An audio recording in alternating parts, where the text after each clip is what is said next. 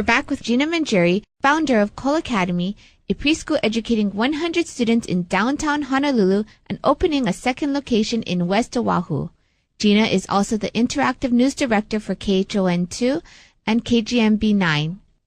When we first had met, I thought, wow, it almost seems like this is not your first business, which is what you've just mentioned. What have you learned from previous businesses that has built this business into what it's become? Because, I mean, in 1 year, you have an extremely successful business, already expanding into a second location, and that's something that a seasoned entrepreneur can do, not necessarily that a first-time entrepreneur can't do it, but you don't see it as much. You don't see, no, it is difficult for sure. And this is a challenge. This is a state-regulated business. This is hard. You're dealing with people's children.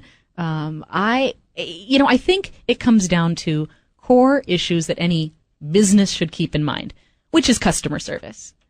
And my family businesses when I grew up was retail and some real estate. Maybe the retail more was where I developed my principles for customer service.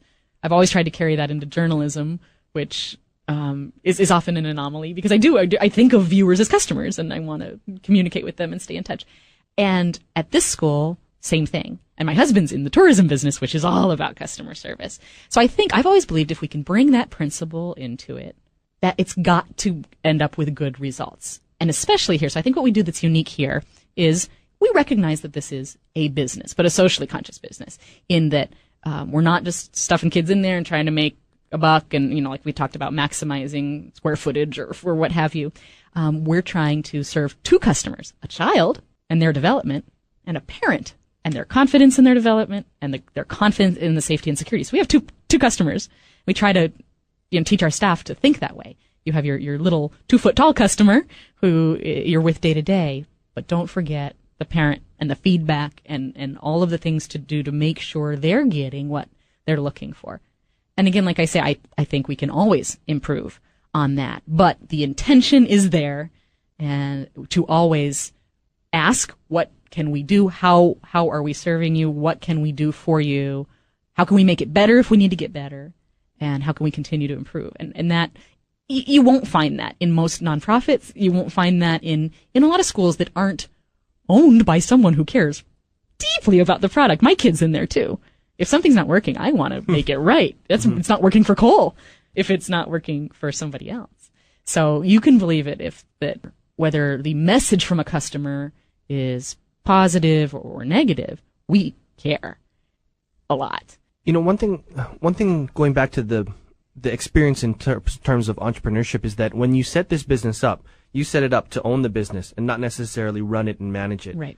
How many times did it take you before you came to that realization? Because most first-time entrepreneurs set their business up and then they're in there 24 hours a day. Yeah, I think from the get-go, I knew that I am not qualified to be the person running it day to day in terms of licensing. I'm not a director. I'm not a teacher. I'm qualified as an aide. I can go in and help and change diapers and help read books if I needed to.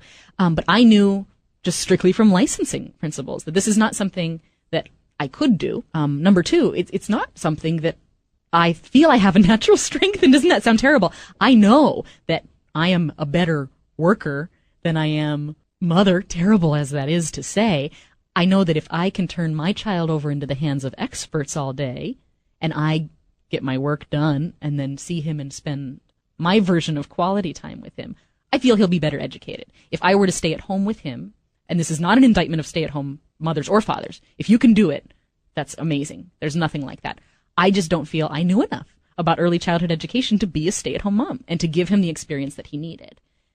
Because I knew so little about it, I knew I needed to assemble experts, turn him into their care, and see what came of it. And I'm continually astounded by what he comes home knowing and saying and doing, and I reminded every day I couldn't have done that myself. So was that a difficult choice for you, or was it pretty simple that you wanted to have him with an expert during the day?